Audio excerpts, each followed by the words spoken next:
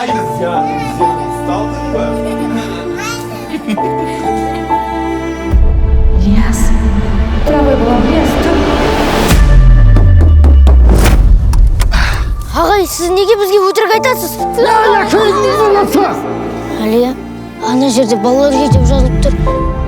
Біз басқа үйге емес, өзіміздің үйімізге баруымыз керек. Егер алда-жалда бір қауіп-қатер төнетін болса, Даян, сенің басың не бар, Даян? аталық бұға отбасын қорғау үшін өзін құрбан етеді. Осының бәрі сенің кесірің. Әлия, бізге қашу керек.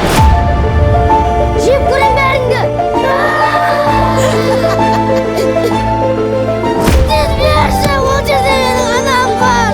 Менің үйім, ол сендерсіңдер.